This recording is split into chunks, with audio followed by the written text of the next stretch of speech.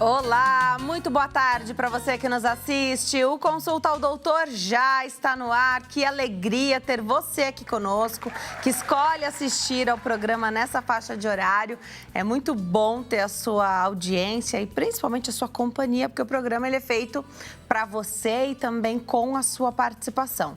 Hoje a gente fala sobre trauma raquimedular. Também teremos bate-papo sobre os tipos de parto. Será que tem algum que traz mais benefícios para a mamãe e para o bebê? E o que fazer quando não é possível, por exemplo, fazer um parto normal, já que a cesárea existe por um objetivo, né? A gente vai entender na conversa aqui do nosso segundo bloco.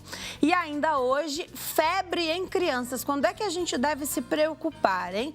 Aproveitar esse finalzinho de ano aí, falar um pouquinho sobre febre, que a gente sempre deseja que não aconteça, mas na verdade, será que a febre é que é o problema? Nós vamos entender isso também na nossa última entrevista do dia. Aproveita a oportunidade para tirar sua dúvida através do nosso WhatsApp. O telefone é 11 3337 5886. 11 3337 5886. Eu estou te esperando em todas as nossas redes sociais e é muito fácil se conectar conosco.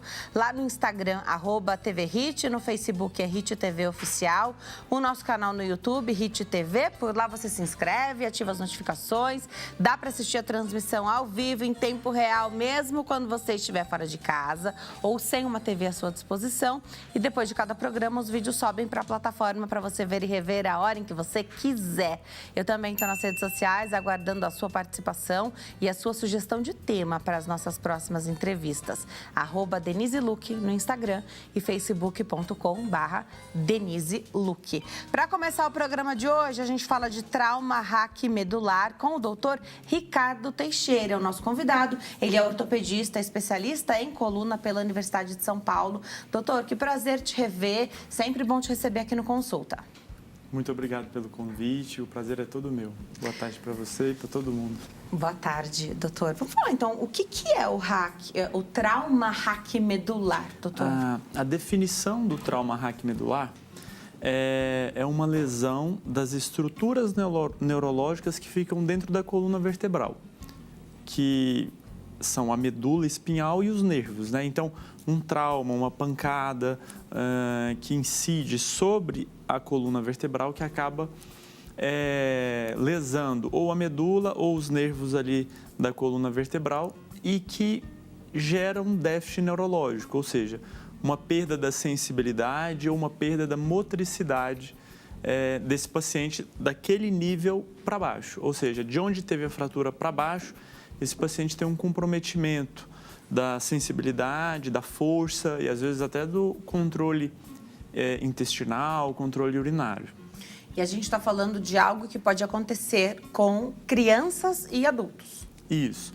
Assim, a gente não tem nenhuma faixa etária que esteja imune a esse tipo de lesão. Mas na nossa prática clínica, nós temos dois grupos principais que são acometidos pelo trauma raquimedular, pela própria vivência ali, pelo estilo de vida, né? Então, o primeiro grupo são pacientes do sexo masculino numa faixa mais jovem ali, de 15 até seus 30 anos. Isso muito pelas causas, né? As principais causas do trauma raquimedular são violência, e o Brasil, infelizmente, vive uma epidemia de violência, né? Então, os ferimentos por arma de fogo, as agressões, elas geram o trauma raquimedular, né? O outro são os acidentes de trânsito. Então, aquele paciente, aquelas pessoas, né, que excedem o limite de velocidade, que dirigem sob efeito de álcool ou drogas, né, que acabam, às vezes, até com corridas clandestinas e tudo. Esses pacientes, no geral, essas pessoas, no geral, são pacientes do sexo masculino e mais jovens. Então, são quem mais sofre esse tipo de trauma. O outro grande grupo são aquelas pessoas que têm um trauma durante o trabalho, que caem de uma altura elevada, principalmente na construção civil. E aí, novamente, o sexo masculino nessa população mais jovem é quem é mais acometido, né? E no nosso meio também a gente tem uma última causa bastante comum, que é o mergulho em água rasa.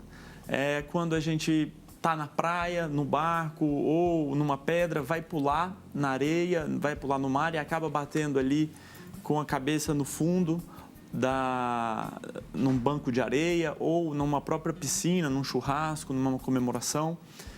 A gente acaba, né, sendo um pouco mais displicente nesse momento. Novamente, às vezes as pessoas em clima de brincadeira, com efeito, às vezes, de álcool, alguma coisa, acabam pulando numa piscina rasa e tem esse tipo de trauma. Você falou de pular de cabeça, e aí, então, bate a cabeça e aí tem esse trauma porque traz o impacto na coluna. Mas mesmo se fosse um pulo de pé, onde você achou que teria uma profundidade, porque a gente se prepara para a profundidade que a gente imagina ali, né? Ou que a gente está vendo, se fosse uma piscina que água transparente, e mesmo assim perigoso, né? A gente teve aí até acidentes e coisas que estão sempre na mídia, mas principalmente aquilo que a gente não está vendo. Mesmo se fosse de pé, poderia ter esse trauma. Sim, isso é verdade, né? Quando a gente pula de cabeça, a gente tem uma gravidade maior porque é a coluna cervical. Tá bom. E também tem esse pulo. Às vezes, se tiver uma energia muito alta, se a gente pular de, por exemplo, cachoeira, isso é muito comum. Muitas pessoas vão na cachoeira e pulam lá de cima. E aí, mesmo caindo de pé, também é uma altura muito alta. Se tiver uma lesão, um impacto grande no fundo, mesmo pulando em pé, também pode ter esse tipo de lesão. Então, assim, eu sei que essa época é bem propícia para esse tipo de aventura, viagem, né? Eu, particularmente, não consigo encontrar a menor graça em fazer esse tipo de aventura, um salto, e na internet tá cheio, né? Tem gente que nem gosta de fazer, mas faz porque o vídeo vai ficar legal, a foto, né? Eu acho particularmente uma grande bobagem, mas já pulei centenas de vezes, não aconteceu nada. Mas se você pensar, você falou de uma cachoeira ou nessas encostas ali do mar mesmo, você já pulou centenas de vezes e deu sorte de não ter acontecido nada, mas ali tudo é muito dinâmico, né? Então, você pode ter um acúmulo ali e onde não tinha nada, ter uma estrutura ali, uma rocha, que vai te pegar dessa vez, né? É verdade. E isso, Denise, quando a gente conversa com os pacientes, são pacientes que já tinham um histórico de ter um contato com água, de saber nadar bem. E no mar, muitas vezes, tem a questão, às vezes, o recuo da água, às vezes tem uma profundidade maior, mas tem o recuo da água momentâneo e aí tem esse impacto. Às vezes, um escorregão na hora de pular numa piscina é o que acaba comprometendo esse pulo, né? Digamos assim, como o paciente entra na água e gerando um trauma mais grave. Agora, tem uma outra coisa, você falou mergulho em águas rasas, tem uma outra, e você explicando sobre o trauma raquimedular, que tem chamado muito atenção. Não sei se há um vídeo em específico ou alguns vídeos que circulam aí na internet, desses parques indoor, sabe? Tipo um trampolim park, super legal, parece muito divertido, mas depois desses vídeos eu não tive coragem de ir e muito menos de levar meu filho, né? Parece muito legal, muito gostoso, um acumulado de cubos de espuma, mesmo nas camas elásticas, essas bem grandes, enfim. Aí você salta da cama elástica para essa estrutura. Em um desses vídeos, uma moça, ela faz o salto, cai ali, e quando ela vai se recompor, sair, ela não consegue fazer. E ela aqui acha que ela não está conseguindo movimentar as pernas, né? E isso me chamou muita atenção, porque parece uma brincadeira tão inofensiva. Pode acontecer um trauma raquimedular? Sim, pode. Inclusive, eu tenho até alguns pacientes já operados com lesão em cama elástica, né? O salto, ele é mortal, ele tem esse nome e não é à toa, né, Denise? Não faça. Se a gente não tiver essa prática, né? Então, também, até as crianças têm sempre que respeitar o limite de idade para cada brinquedo, para cada momento ali, cada atividade. Se a gente não tiver a prática, o melhor é evitar. Treinar antes, se for de interesse dessa pessoa, conseguir fazer esse tipo de salto, ter essa atividade, procura um profissional, começa de uma maneira mais consciente, gradativa, porque eventualmente isso acontece. Não é todo dia, mas sim, não é incomum na nossa prática clínica, a gente ter pacientes que tiveram uma fratura cervical por cama elástica. Então, cama elástica, e nessa época é bem propícia para essas oficinas, né? Então, oficinas de circo, respeitar o grau de complexidade ali do início até o final dessa oficina, também respeitar a faixa etária. Você falou do salto, então é mais comum acontecer alguma coisa que vai dar ruim quando tem uma acrobacia, né? Sim. Mas simplesmente aproveitar a cama elástica ali, saltitando, pulando. A gente pode ter um trauma na coluna ou aí a gente pode ter outros traumas. Virou o pé, torceu, é ortopédico também, mas não é tão sério quanto um problema na coluna. Eu acho que se a pessoa tiver um pulo ali mais, não atingir uma altura tão alta, não tentar fazer um salto mortal, a chance de ter uma lesão mais séria é baixa, né? Mas, como você mesmo disse, um entorse de tornozelo, alguma coisa assim pode acontecer, mas é de uma complexidade mais menor, entendeu? É mais quando a gente tem essa inversão, né? A coluna cervical ela é muito sensível. Quando a gente fica, no popular aí, de ponta cabeça, é onde tem o maior risco, entendeu? Tá. Quando a gente fala de trauma raquimedular, a gente está falando que uma das consequências pode ser a tetraplegia? Sim, isso. O déficit neurológico, a nossa classificação é de acordo com quais e quantos membros foram afetados. Se a fratura foi na coluna torácica, aqui na região das costelas, ou na coluna lombar, na região do abdômen, e teve um comprometimento neurológico, esse paciente ele perde o movimento das pernas. E aí nós falamos de paraplegia. Se perdeu parcialmente esse movimento, nós chamamos de paresia. Agora, na coluna cervical, ali tem os nervos que dão a motricidade para os membros superiores e inferiores. Então, uma pessoa que tem uma lesão cervical, uma fratura cervical, ela vai ter, então, aí uma tetraplegia, se for uma perda completa dos movimentos, ou uma tetraparesia, se for uma perda parcial desses movimentos. E essa tetraparesia é possível recuperar isso? Houve um problema ali, teve o trauma, mas é possível recuperar em sua plenitude ou déficits podem acontecer mesmo assim? Quando a gente tem... Cada trauma ele é muito particular, é muito único mesmo, né? Quando a gente avalia esses exames, o paciente que ele não teve um déficit completo, isso é um bom prognóstico. Não rompeu nada, é isso? Às vezes não teve uma lesão total. Lesão total, tá bom. Então, não teve esse lesão paciente, total. ele tem um bom prognóstico. Nos próximos meses, a gente espera, e o mais comum, que ele recupere bem a sua força. Às vezes ele não recupera 100% a força, mas ele recupera uma força que nós chamamos útil.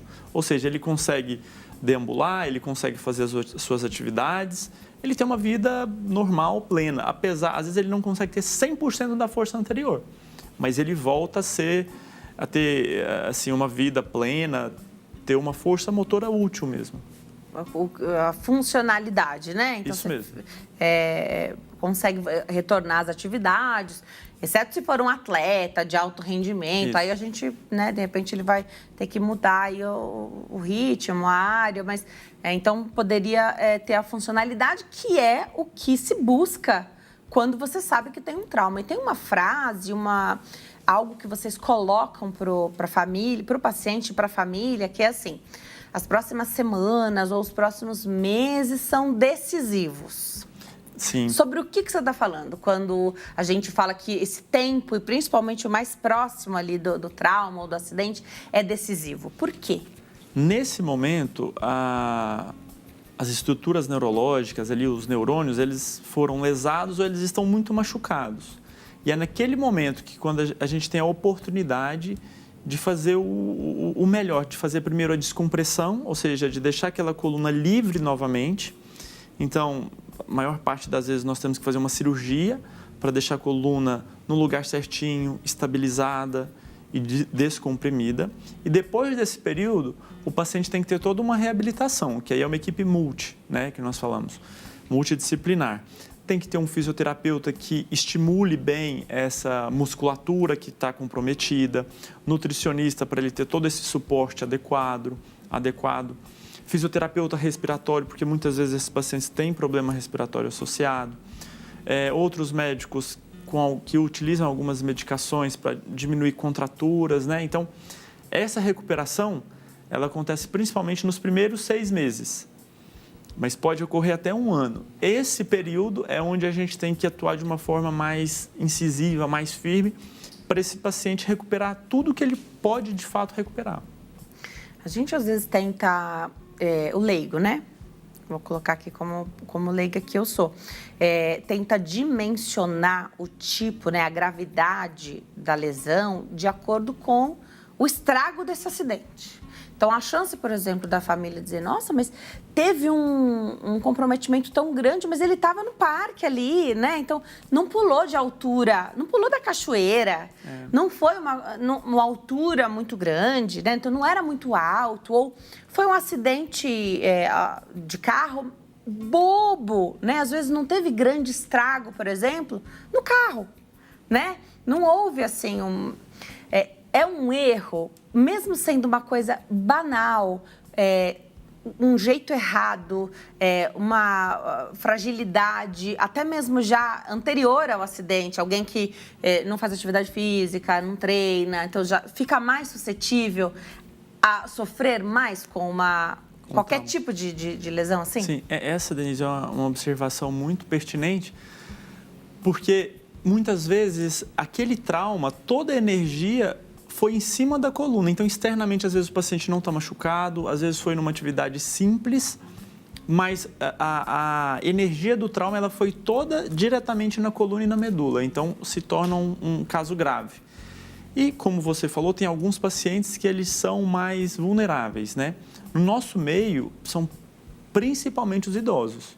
No Brasil, há um envelhecimento considerável da nossa população. E aí, essa coluna... Às vezes as vértebras já têm osteoporose, é uma coluna já desgastada pelo tempo, menos firme, e aí até com quedas simples, como em casa, numa caminhada. Esses pacientes eles podem ter um quadro de tetraparesia, tetraplegia ou mesmo paraplegia, né? Então, às vezes é até importante mencionar isso, quando a gente estiver frente a um caso, algum trauma, o ideal... Primeiro é a gente garantir a segurança desse ambiente, né? Sinalizar num acidente de trânsito, numa via, por exemplo, mas deixar aquele paciente imobilizado e chamar o serviço de saúde, o SAMU, ou uma ambulância, né? Porque muitas vezes a gente manuseia aquele paciente de uma forma inadequada e aí o déficit até piora. Tá, e aqui você falou de mergulho em águas rasas. Quando acontece uma situação em água, você precisa promover a retirada da pessoa ali da água, né? Então, se ela perder os movimentos, se não tiver essa ajuda, ela se afoga. Ela não vai conseguir fazer isso sozinha. E quem está ali não vai conseguir preservar essa coluna da melhor maneira para fazer isso. Alguma orientação, alguma dica? Esse é um momento muito... assim, crítico, porque assim, a gente está falando de um déficit neurológico, mas ao mesmo tempo nós estamos falando da respiração. A gente não consegue ficar mais do que alguns minutos sem respirar. Nesse momento não tem como, nós temos que tirar o mais rápido possível essa pessoa, principalmente se ela estiver submersa. A nossa dica é mobilização que nós falamos em bloco. É tentar manter essa coluna o mais reta e alinhada possível. Então, às vezes... Você mantém esse paciente com o tronco reto, apoiando a cabeça para todo o tronco, junto com o pescoço e o crânio, ficarem alinhados. Essa é a posição mais adequada. Aí retirou esse paciente da água, do mar, deixa ele numa superfície plana e aí chama o socorro. Que situação, né? E acho assim, essa entrevista é uma entrevista importante porque a gente ora para os acidentes não acontecerem, mas se eles acontecem, esse tipo de informação, né? Então, do que fazer, de como mobilizar, mobilização em bloco, deixar ali, esperar esse socorro. Então, isso pode salvar a vida e prejudicar menos a pessoa que está ali que a princípio a gente não sabe o que aconteceu. Exatamente. Né? Não sabe o que aconteceu. Às vezes a pessoa vai até dizer, olha, eu não estou conseguindo mexer as pernas. Pode ser uma coisa super temporária ali do acidente, mas pode ter sido uma lesão mais grave, né? Sim. Então, a gente fala que alguém que sofreu um trauma, ele tem uma lesão na coluna até que se prove o contrário. Tá bom. Né? Então, a gente tem que ter esse cuidado até ter uma certeza de que está tudo bem. Legal. Muito bom. Você falou de violência e também pessoas que estão mais suscetíveis aí, né? Para quem já teve um trauma anterior, a situação fica mais grave ali de ter acontecido de novo, porque a princípio a gente não sabe. Então, teve ali o acidente, como o doutor falou, até que se prove o contrário, tem uma lesão da coluna, né? Nesse momento, o que a gente precisa fazer é garantir que esse paciente tenha um atendimento adequado, que o médico avalie, esse médico garantindo que está tudo bem, esse paciente é liberado e, vamos dizer assim, vida normal.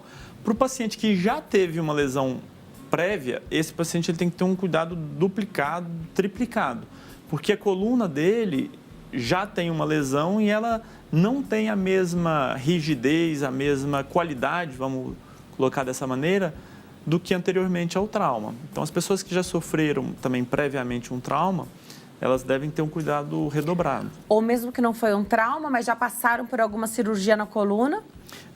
Qualquer manipulação na coluna também vai fragilizar essa coluna. Uma cirurgia, colocação de pinos, traumas prévios, isso tudo sim fragiliza, né, a coluna. Agora, não tem como a gente não lembrar e não pensar quando fala esse termo. Hack medular da anestesia, da hack anestesia. Não tem nada a ver com o que a gente está falando aqui, é só a localização, porque é na coluna, né? É na coluna. Nessa região, a gente tem a medula e tem as raízes que saem, que são os nervos que saem da coluna. Então, quando a gente tem a raquianestesia, quer dizer que a gente está anestesiando ali, próximo da região da medula e dessas raízes, né?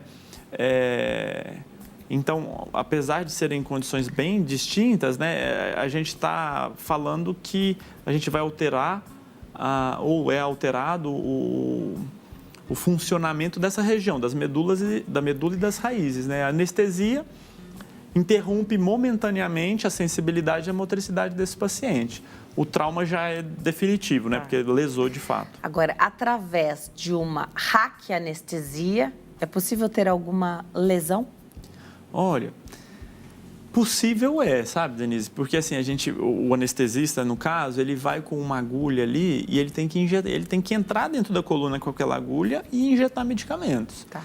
Mas ele tem uma série de parâmetros do procedimento que tornam esse procedimento muito seguro, sabe? E a agulha também ela é bem fininha, então mesmo que eventualmente toque ali um nervo ou a medula, é muito difícil ter um déficit ou uma lesão, digamos assim, mais definitiva. Então é muito raro isso acontecer. Legal. Cada vez mais também especializações e cuidados, né? A gente confia cada vez mais no trabalho dos anestesistas, enfim. Então, legal procurar sempre, né, ter o acolhimento ali com um profissional treinado. Os tratamentos, você falou que podem, para fazer essa reabilitação, dependendo, né, de que trauma que a gente está falando, ele pode ser prolongado, mas ele deve começar em que momento? Assim, se esse paciente, quando ele tem um trauma raquimedular, tem alguns que vão, o mais breve possível. Os que vão para a cirurgia, logo após a cirurgia devem começar. Os que a gente entende que, apesar do trauma raquimedular, esse paciente não vai se beneficiar com a cirurgia, de imediato ele já tem que começar o tratamento, a reabilitação.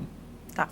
Isso tudo é muito bem instruído hoje, né? Porque tempo é vida, né? Se você não lançar a mão desse cuidado, desse tratamento, você vai tendo cada vez menos a possibilidade da recuperação que você poderia ter o 100%, não 100% que é o total, o pleno, mas daquilo que você achou que poderia ter aquele paciente, né? Denise, nós temos serviços, infelizmente no Brasil, nós temos serviços de ponta nesse sentido, né? Que fazem uma reabilitação assim exemplar. Mas, infelizmente, principalmente no interior do país, em algumas regiões, a gente não tem essa reabilitação como a gente gostaria que fosse, entendeu? E até mesmo no interior também. Geralmente, a reabilitação desses pacientes é muito complexa.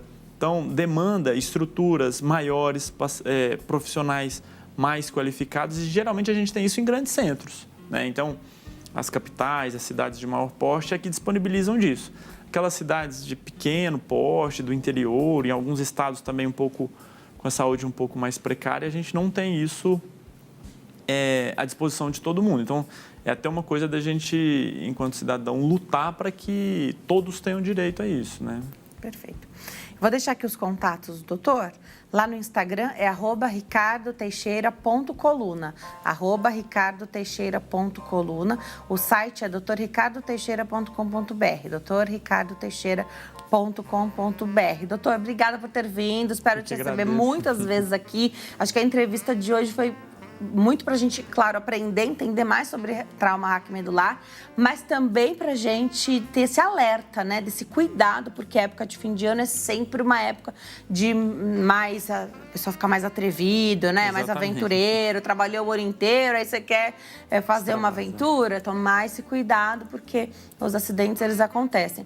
Para encerrar a sua participação, já te agradecendo aqui, faz suas considerações finais e aquilo que você falou de quem são os profissionais que vão trabalhar em conjunto. Você citou alguns, né? E dependendo da lesão ou do trauma, você vai agregando mais. Só para a gente lembrar, o tratamento é multi, né? Multi. Por favor, doutor. Em relação ao trauma raquimedular, a palavra principal é prevenção, né? Então, evitar a direção perigosa sob efeito de álcool, evitar brincadeiras e pulos em água rasa. Quando for trabalhar, também ter os equipamentos de proteção individual. Isso é fundamental para que a gente evite o trauma, que é a melhor forma de, né, ter evitar a prevenção que nós chamamos de primária. Os profissionais, para quem tem um trauma raquimedular, um familiar, que são fundamentais, eu acredito que são o ortopedista e especialista em coluna, o fisiatra, que é o médico especialista na reabilitação desses pacientes, fisioterapeuta ortopédico, fisioterapeuta respiratório para aqueles pacientes que têm comprometimento pulmonar, nutricionista e o TO, que é o terapeuta ocupacional. Aqueles pacientes que têm um comprometimento dos movimentos finos das mãos, eles têm que ter uma reabilitação diferenciada para as mãos.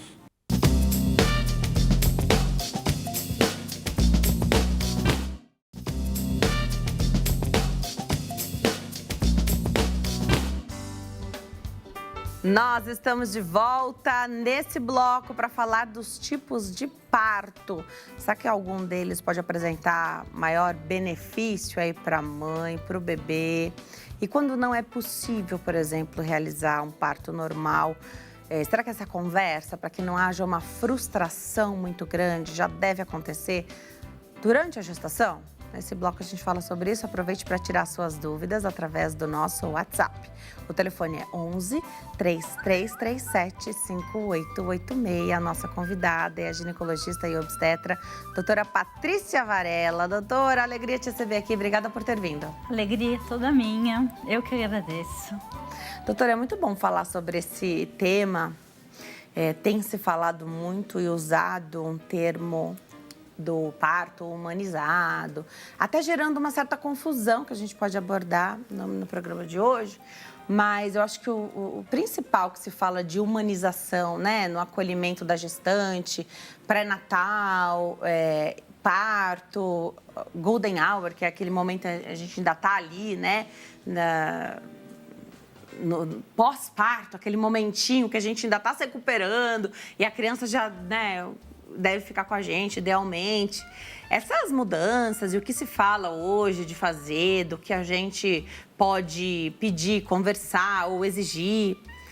O que me chama muita atenção e que também me chateia porque ainda não está disponível para todo mundo é que esses cuidados, eles não custam nenhum centavo. Não é que não custa nenhum real, não custa nenhum centavo. Essas mudanças não custam nada. Não geram nenhum tipo de comprometimento ali. A equipe vai ter que ficar... Não, nada. Vamos começar por aí? Exatamente, vamos lá. Então, em primeiro lugar, Você fez várias perguntas ao mesmo Isso. tempo, mas vamos lá. por partes. Em primeiro lugar, esse é um tema bastante controverso, sem sombra de dúvidas, e muito desafiador, né? O que eu tenho uma opinião própria, mas antes de mais nada, eu tenho total convicção que a decisão deve ser tomada de via de parto, deve ser tomada entre o médico e a paciente ou o casal, né? Então, assim, a paciente é a protagonista da história. Tá. Ela, na minha opinião, ela deve definir. Não tem mais esse tabu de, sabe, não existe isso, não é por aí. Claro que ao longo de tantos anos, a gente acaba tendo uma predileção própria como obstetra. Perfeito, e tudo bem. Né? Mas quem vai decidir é a paciente. Legal. E eu acho muito interessante, talvez eu não esteja respondendo as suas perguntas. Não, tudo bem, eu acho super legal trazer o lado médico. Minha linha de raciocínio aqui. Tá ótimo. E eu acho muito interessante, e me perdoe, pelo fato de a paciente ser, nos dias de hoje, a mais empoderada. É ela que tem que decidir, é o corpo dela, sabe? A gente sabe que é a primeira coisa. o Brasil é muito cesarista, fala-se muito sobre isso. Aí vamos nesse ponto. Né? A gente vai falar sobre isso, sobre mulheres que querem ter parto normal e que a elas nem foi dada essa possibilidade e foi lá, fez cesárea, tá? Isso. Mas aqui uma coisa que eu acho super legal, para quem quer a cesárea, também é uma maneira de se respeitar, porque fala muito de humanizar é respeitar, né? Como é que você respeita essa mulher? Se ela deseja, então tudo bem, ela é a protagonista, como você falou. A humanização do parto, de fato, por definição, seria um pouco diferente de respeitar, porque o termo humanização, ele é muito entre aspas. Por isso que esse é um assunto muito desafiador. Ele é um termo muito entre aspas, porque como que é humanizado se a mulher tem uma dor lancinante no seu parto normal?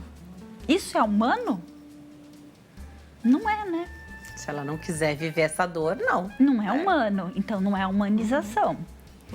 Então, só porque tem muitas controvérsias mesmo. Pela lógica, não seria humano. Não seria da vontade dela, não seria exatamente, né, dessa forma como a gente quer oferecer o melhor, como sempre, o melhor dos melhores para essa experiência. Para todas as experiências médicas, mas a de um nascimento de uma criança é um milagre, é uma mágica, é uma coisa que transcende. E hoje, quando a gente pensa em tipos de parto, então, basicamente são duas vias de parto. Ou através de cesárea, que é uma via cirúrgica, ou o parto vaginal, que é o que a gente chama de parto normal. Só que hoje... Começar pelo parto normal. Só que hoje, quando fala parto normal, subentende-se que houve alguma, por menor que seja, não é cirúrgica, mas houve alguma intervenção. E que intervenção costuma ser essa? Analgesia. Então, o parto normal, vou falar como eu trago isso, sou leiga, não sou médica, a doutora vai trazer o lado médico da coisa. Ah, fez o quê? Parto normal. Então, se você usa esse termo, subentende-se que houve analgesia. Então, foi a via vaginal, foi a via de parto, porém, você diminuiu ali em algum momento a dor. Um outro termo que se usa muito hoje também para o parto via vaginal é o parto natural, onde subentende-se que não houve analgesia, não houve nem o acesso, né? Que é uma coisa que as mulheres que querem ter esse parto sem nenhuma intervenção nem desejam, e às vezes é protocolo do hospital que vem se questionando muito, fazer os acessos, né? Porque facilita, né? Mas então as mulheres que nem acesso não tiveram ali, acesso venoso, né? Não... Queria que você comentasse sobre isso, essa diferença, enfim. Porque acabam... É um tema tão desafiador que vão criando inúmeras definições, né? Inúmeros termos para tudo isso. Então, o que acontece? O que sobrou nessa questão, na minha opinião, tá? E é uma opinião que eu prezo muito mesmo. Exceto a via que a gente comentou anteriormente, que seria possivelmente uma via de parto humanizado, entre aspas, que não é, como eu expliquei, é só o nome, porque com dor eu não acho humano. É muita dor. As de parir com dor. Nossas mães, nossas avós, é uma dor absurda. Varia de mulher para mulher, cada uma tem um limiar de dor, mas dor física, ela se equipara eu já progrido, mas ela se equipara à dor do arrancamento de um dente do siso, por exemplo. Ela se equipara à dor... Sem anestesia, viu? Ela se equipara à dor de uma fratura de um osso, sabe? De um acidente de auto... É uma coisa surreal. Então, a gente até coloca numa escala de dor, entre 0 a 10... 1 a 10, vai. Um pouquinho de dor, não tá nem sentindo. 10, a dor máxima que você tem na vida. E 11, 12, 13, e vamos progredir. Os 12 e 13, claro que é subjetivo, é aquela coisa do tipo, estou morrendo, nota 1000 de dor, né? Mas vamos lá, de 1 a 10. Então, eu acredito... E muitos colegas meus fazem dessa forma. A gente tem uma reputação muito boa, assim. São muitos colegas da Faculdade de Medicina da USP. Eu não quero me gabar, eu sou muito humilde nisso, mas somos todos da turma 81, que até hoje é muito unida. São 180 colegas. Legal. Que temos em grupos de WhatsApp, a gente divide um grupo para um assunto, para outro, para Covid, enfim, então não vou devagar. Mas a gente é muito unido, é uma coisa incrível. Então, a gente não estudou pouco, não, foi bastante. Nesse aspecto, o que você me perguntou, acaba ficando apenas uma divisão, na minha opinião, entre parto normal e parto cesárea. Perfeito. O natural, assim, o que eu penso, eu respeito muito a paciente. Se a paciente quer parir sentindo as dores, porque ela tem um limiar de dor, não precisa de analgesia, por exemplo, que eu vou explicar logo a seguir. Tudo bem, não se faz analgesia, não tem que fazer intervenção. É a paciente que define. Claro, junto comigo, se eu ver que não tem nenhuma contraindicação absoluta de continuar daquela forma, porque é uma responsabilidade muito grande, inúmera. Claro. É porque, assim, é possível, as crianças nascem de parto normal, mas a cesárea existe por um motivo. Claro. A cirurgia existe por um motivo. Então, mães e bebês, depois do advento da cirurgia cesárea, passaram a morrer muito menos. Então, tem... A morbimortalidade da cesárea é maior estatisticamente, Denise. Mas tô aqui pensando na mulher que não vai conseguir ter o filho por parto normal. Não tem aquela não, nesse desproporção caso, cefalopélvica. Sem A criança dúvida não vai nenhuma. nascer de parto normal. Mas é que o sonho dela era ter parto normal. Não, aí a vai gente chegar tem um momento que você tem que falar, acabou, lógico. não dá mais para continuar. Sim, E nesse com caso, você deixa de perder uma paciente e um bebê. Jamais, jamais. Porque paciente e bebê ficam monitorizados O tempo todo. por cardiotocografia, Então, é com que segurança. é um aparelho que fica registrando os batimentos cardíacos do bebê. Perfeito. De uma forma intermitente. Não precisa ficar o tempo inteiro amarrada, mas intermitentemente nós estamos olhando. E quando está bem próximo de nascer e está indo tudo bem, então a gente tem um partograma para preencher e perceber se está indo tudo bem, né? Quanto tempo está durando, não pode durar tempo demais, Perfeito. não pode durar tempo... Às vezes, se durar tempo de menos, sorte da paciente, mas tem que dar tempo de chegar no hospital, O né? que você falou... Agora, eu não sou contra a cesárea também, Perfeito. não. O que você falou da mortalidade ali, da cesárea, de número, é principalmente porque existe uma tendência de colocar a cesariana como... Quase que não é uma cirurgia. Né? Então, foi lá fazer uma cesariana, só parar e pensar desse acesso, o tanto que precisa, né? As camadas que precisam ser cortadas para você ter acesso a esse útero. E aí você também faz a incisão no útero. E aí essa mulher tem 1, 2, 3, 4 filhos. Então, assim, é uma cirurgia que não dá pra dizer que é uma cirurgia pequena. Ela pode ser mais limpa ou não, dependendo do estado geral dessa mulher. Mas não dá pra menosprezar, porque acaba...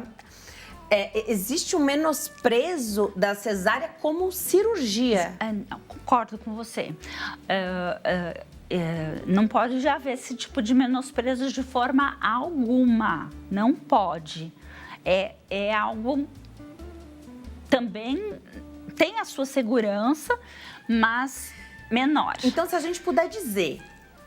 Pelo risco de sangramento, por conta... Desculpa te interromper. Imagina. Por conta de sermos 7 camadas, sangra muito mais uma cesárea do que um parto normal. Tá. Então, se a gente puder Entre outros aspectos. O que é o ideal? O ideal é a gente entrar em trabalho de parto? Não. Também, eu acho isso super plausível. O que é o ideal? É por isso que eu falo que é um tema Complexo. questionador e... né? Olha só. Eu adorei essa sua pergunta. E eu não sei nem como começar a te explicar. Porque, por exemplo, esperar o trabalho de parto, eu acho excelente. Porque... Quando o bebê quer nascer, nem que seja para fazer uma cesárea. Tá. Quantas cesáreas, infelizmente, são indicadas precocemente, fora do momento que o bebê quer nascer, influenciando, quer acreditem ou não, em... data, dia, mês, ano, horário exato do nascimento que pode repercutir em tantas coisas, sendo que a gente, até místicas, né? A gente fala do tempo quando o bebê tá prontinho para nascer, é uma estimativa, né? Porque a gente não tem muita certeza. Então, assim, quanto mais a gente conseguir beirar as 40 semanas ou se aproximar de 40 semanas, é o melhor? A gente tem... Se for um parto absolutamente de baixo risco... porque tem isso também. Tem prematuridade pra caramba. Esse é o problema também. Se for um parto de baixo risco, até 41 semanas. Os protocolos todos mudaram. Até 41, o quê? Porque a gente tem 37,1, 37,2, então 40 semanas e 6 dias. Aí que você completa 41... porque o risco... Então, assim, do jeito que você falou. Tá. Antes era de uma forma, há pouquíssimo tempo atrás. E agora? Como é? E a gente tem que obedecer protocolos, porque a gente, seguindo determinados protocolos, a gente não erra. E a gente não pode errar, e a gente é ser humano. Numa situação dessa, é uma questão de 2 vidas, Claro. né? é seguro, mas se cometer algum deslize ali, pode perder a mãe ou o bebê. É muito sério. Deixa eu aproveitar, tem uma perguntinha? Deixa eu colocar essa perguntinha na tela. Tem perguntinha? Vamos colocar, por favor. Pergunta da Beatriz Santos, de Flores, Pernambuco. Tem um mioma no músculo do útero. Nesse caso, qual parto seria mais indicado? Boa pergunta, Beatriz, porque aí, de repente, você já tem uma situação ali no útero. Isso muda via de parto? Dita regra de via de parto? Depende da posição e do tamanho dos miomas. Tá. Então, cada um vai ter uma... mais complexo ainda, porque o mioma ele pode ser submucoso, que é dentro, ele faz saliência para a cavidade do útero. Ele pode ser subseroso, que ele fica na serosa, na camada externa, como se fosse a orelha do Mickey. Faz de conta que eu sou o útero e aqui fica para fora. Bom. E trompas e ovários. Não tem um molde disso ainda. Tem que se produzir. Eu nunca encontrei, sempre quis achar. Legal. Porque dá para fazer umas coisas e mostrar melhor para as pacientes de uma forma, quando é um bebê coroando, quando é uma cesárea, mostrar um vídeo, deixar ela olhar, ela decidir. E a gente vai conversando em 9 meses, né? Então o protagonismo dela é fundamental, ela e o marido, principalmente a mãe, porque é o corpo dela, né? Mas, continuando, claro, óbvio, né? É muito importante que, se tiver um risco, eu vou conversar com a paciente, claro. A gente já tem uma relação de confiança muito grande uma na outra, né? Desde o começo do pré-natal. Esse é o ideal. Tanto no SUS quanto no particular. Tá. Isso é muito importante ressaltar. Mas antes de entrar nessa questão econômica, socioeconômica,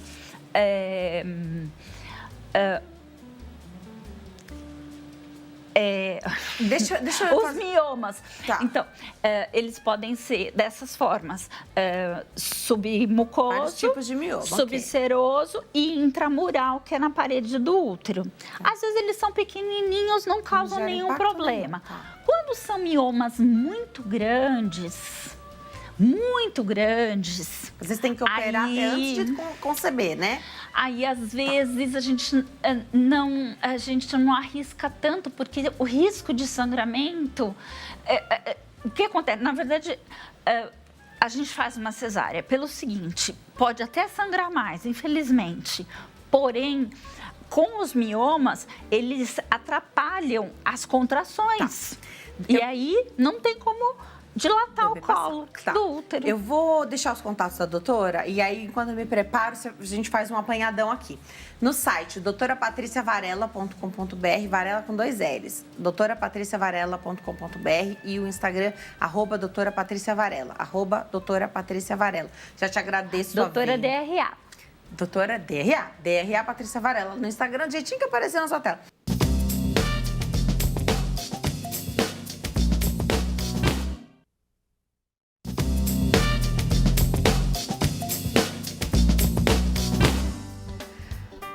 Nós estamos de volta. Nesse bloco, a gente fala sobre febre em crianças. Quando é que a gente deve se preocupar? E um perfil que é muito comum, aí não das crianças, mas dos pais, que é de ter fobia de febre. Mas será que é a febre que é o problema?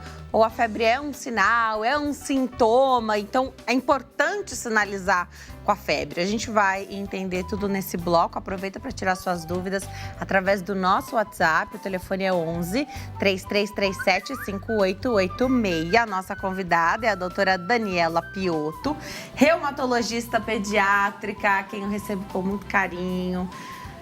Mãe da Laura, mãe da Júlia, elas fazem o maior sucesso na internet também, doutora. Obrigada por ter vindo. Obrigada, viu? É um prazer estar aqui para falar sobre febre, que eu acho que é um assunto de a principal, né, preocupação de uma mãe ali, né, principalmente de primeira viagem, quando seu filho tem uma febre, né? Então, a febrefobia que a gente fala tanto hoje, né? Acho legal que essas meninas estão muito ativas ali com você também, sim, né? Porque você também é mãe, né? Então, ok, você é médica, reumatologista pediátrica, mas aí na sua casa você é a mãe delas também, né? Sim. Então, você também tem seus medos, suas aflições, né? Hoje elas estão maiorzinhas, mas acho que quando é muito criança, bebezinho, tem muito medo, a criança não fala, né? É difícil ali a comunicação, a gente tem muito medo da criança ter febre. E alguns pontos que eu acho importante, que é assim, tem criança que faz febre muito alta. Então, eu não vou entender que meu filho, de repente, não tem esse febrão, né? E febre mais alta dá mais medo. Sim. Como é que trata essa mãe, né? Porque, na verdade, os pais é que ficam muito preocupados. A criança fica numa boa. Às vezes, a febre nem abate tanto, né? Vamos começar por aí? Vamos começar. Então, é muito importante, assim, a febre, porque ela é um sinal de alerta, né? Ela está mostrando ali para aquele corpo que o sistema imune está funcionando, né? Está produzindo anticorpos contra alguma coisa que está querendo se instalar ali, né? Algum bicho, né? Ou um estresse, alguma coisa tem ali no corpinho da criança que está causando a febre, né?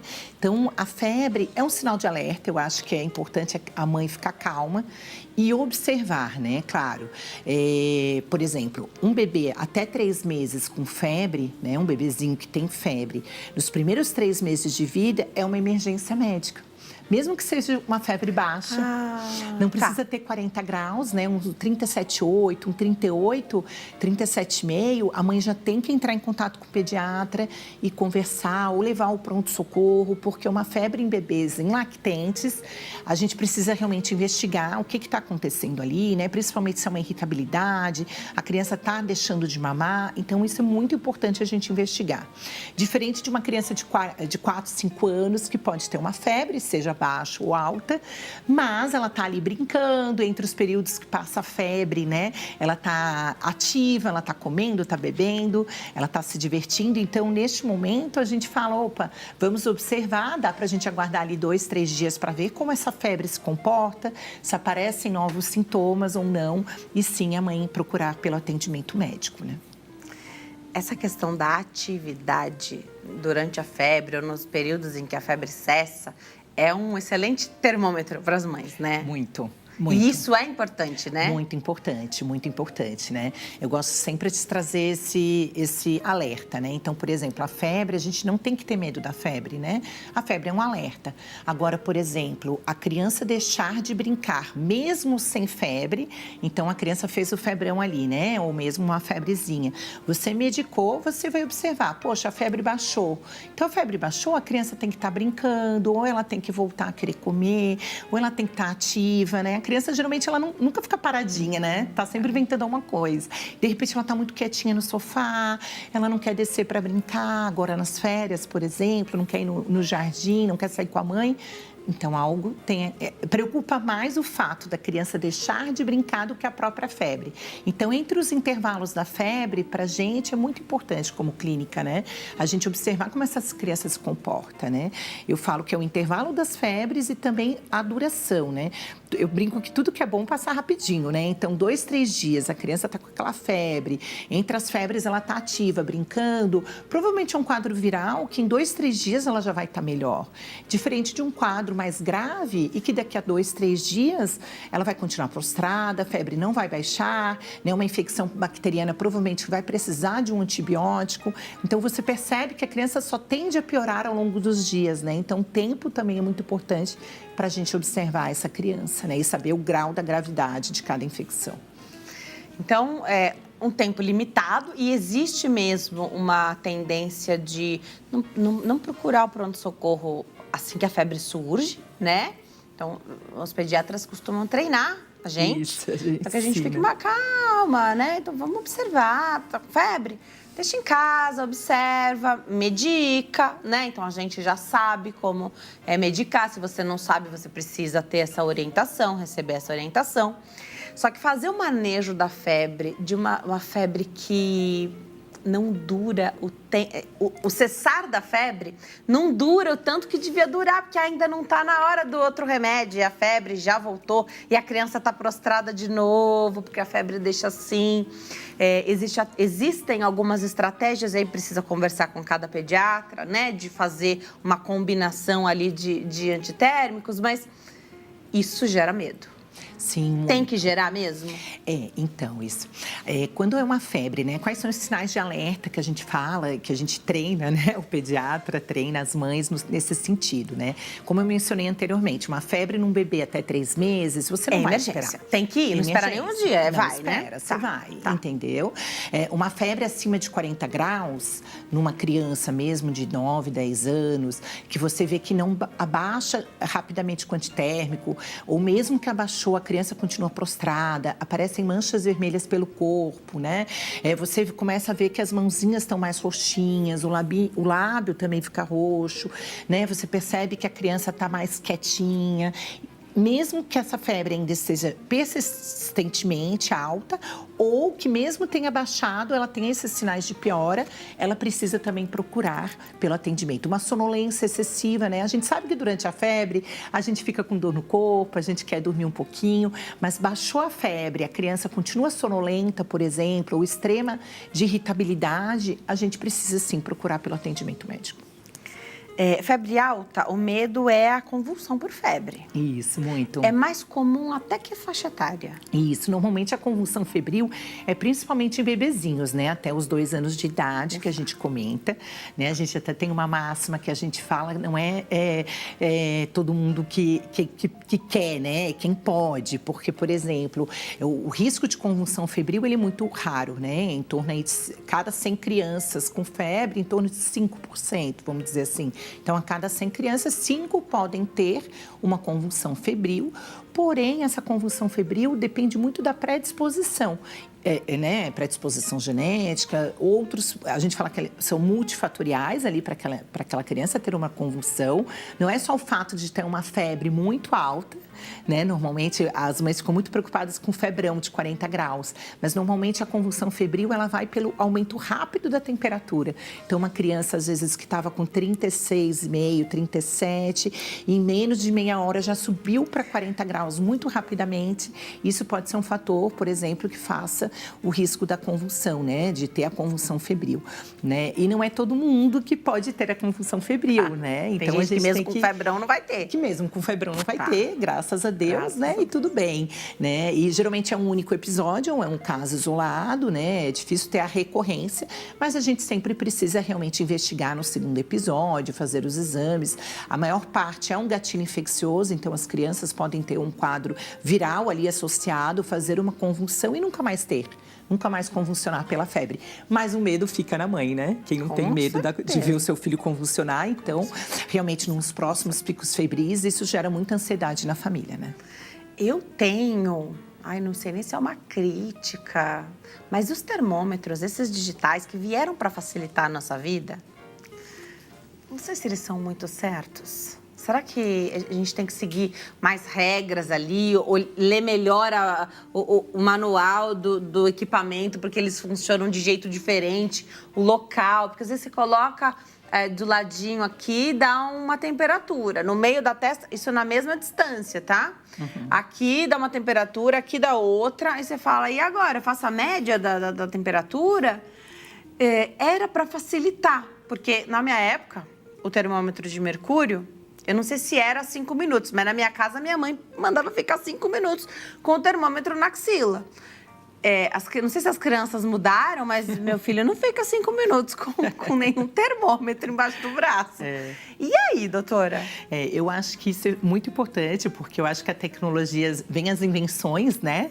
Agora, com a pandemia, a gente viu muito aqueles termômetros na testa, que você via. Eu acho que, eu até gostaria de saber se teve algum estudo de mostrar que pegou, porque eles faziam totalmente errado, né? Na mão, às vezes, eu não sei. Podia medir a temperatura no pulso? Na mão, ou você passava dentro de uma loja, já tinha aqueles termômetros, né, infravermelhos.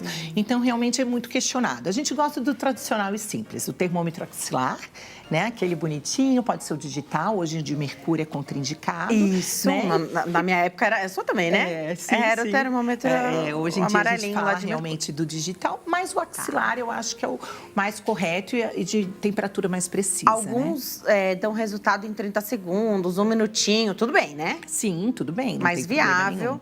Mais viável. Tá. O que é muito importante é ver a clínica da criança, né? É muito comum antigamente colocar a mãozinha na testa ou aqui no tronco, né? Aqui nessa região, é onde a gente consegue ver realmente a melhor a temperatura de uma criança.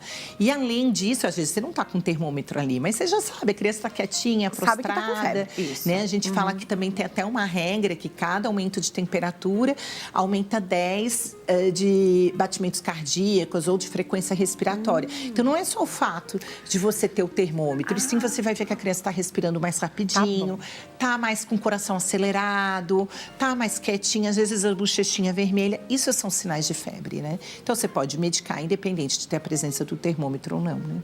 Legal. Aí, qual o melhor? Qual o melhor para o seu filho? O que funciona melhor de remédio? Isso é... Cada Sempre pro seu pediatra pediatra, também isso.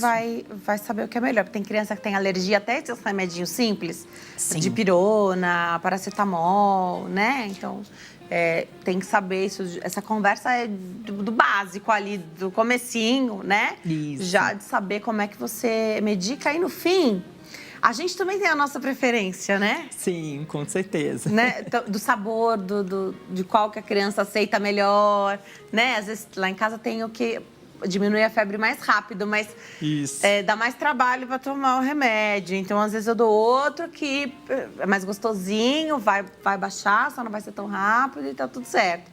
Muito disso. E eu gosto muito do fato de vocês, como médicos, pediatras ou todas as subespecialidades ali da pediatria, trabalham muito para empoderar a gente. Isso. Então, mães e pais sabendo como manejar isso e não tendo fobia de febre. Isso, muito importante. Eu acho que até o mais que o importante, depois que você medicou, é aumentar a hidratação, né? A gente sabe que quando aumenta a temperatura, a gente desidrata, às vezes a criança fica com até colheira, né? Coelhinho fundo.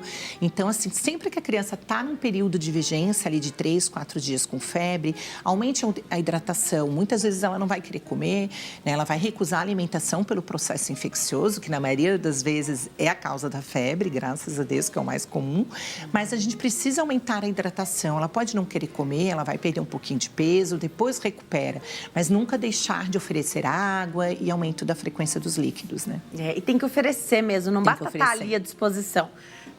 Tem que levar até a boquinha, assim, se tá ali, eles tomam, né? Isso. Pergunta do público, vamos colocar na tela? Através do WhatsApp você participa? Quem pergunta é a Paloma, de Pelotas, Rio Grande do Sul.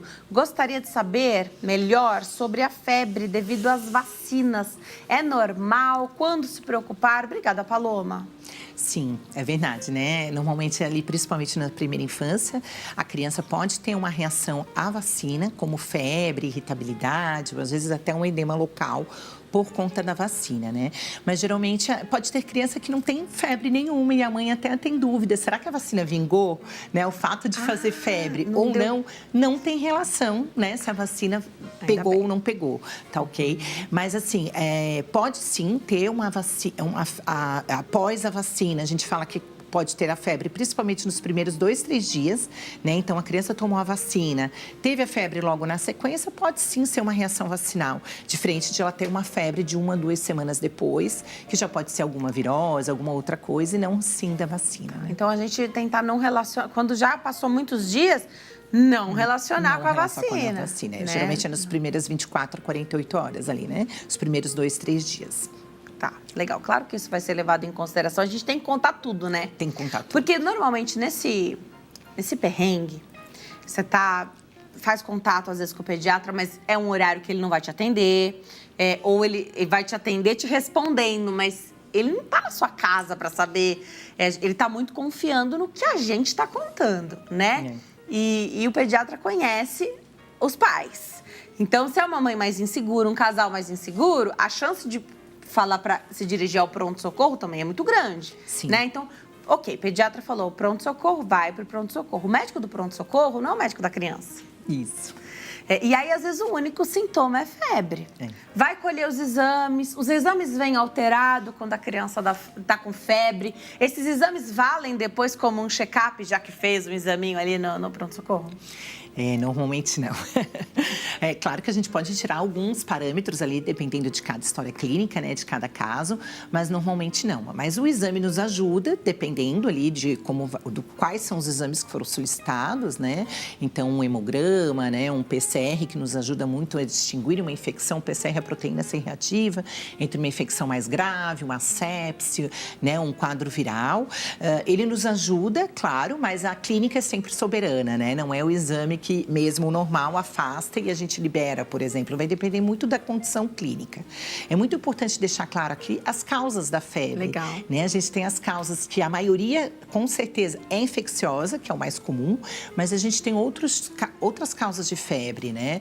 Tem causas, por exemplo, como câncer, né? Linfoma, leucemia podem dar febre, doenças inflamatórias, né? Como doença inflamatória intestinal, doenças da tireoide, né? Doenças do intestino, até mesmo doenças reumáticas, que é a minha área, a gente sempre precisa pensar na exclusão dessas outras doenças. Então, algumas doenças do tipo de artrites, com inflamação das juntas, né? Do joelhinho, do tornozelo, que fazem manchas no corpo e fazem febre. A gente tem uma condição muito comum de pronto-socorro, que é a PFAPA, é uma doença autoinflamatória em que a criança ela faz febre e dor de garganta praticamente todo mês. É aquela mãe que leva no pronto-socorro, toma antibiótico erroneamente e, na verdade, não é por uma bactéria essa infecção de garganta, e sim por uma desregulação do sistema imunológico em que a criança faz febre com quadros de aftas, com quadros também de gânglios no pescoço todo mês. Dá para tratar, com certeza, mas é aquela criança que a gente tem que desconfiar. Todo mês indo para o pronto-socorro, com febre, dores de garganta, menos de 5 anos, que não é comum infecção bacteriana, a gente precisa descartar doenças inflamatórias e não infecciosas, né? Doutora, eu adoro te receber aqui. Você está convidada obrigada. a voltar. Excelente festas aí de final de ano para você, para sua família. Já aproveito para mandar o meu beijinho especial aqui para a Júlia e outro beijo especial para Laura. Apareçam sempre nos stories da mamãe, que a gente adora acompanhar, viu? Adoro quando você faz a caixinha e responde a Laura, que costuma estar com você, né? A Júlia, apareça também, que a gente também gosta, tá? @Dicas de Mãe Pediatra é o Instagram da doutora. Muitas dicas, muitos alertas. É muito legal ter a doutora através do Instagram, @Dicas de Mãe Pediatra. O site é Daniela Piotto, 2 T's, danielapiotto.com.br, e no YouTube o nome da doutora, Daniela Piotto. Volte sempre, doutora. Obrigada, viu? Obrigada, Agradeço. viu? Beijo pra família, obrigada a você que escolheu ficar coladinho aqui conosco hoje. Fique com Deus, te vejo amanhã. Tchau.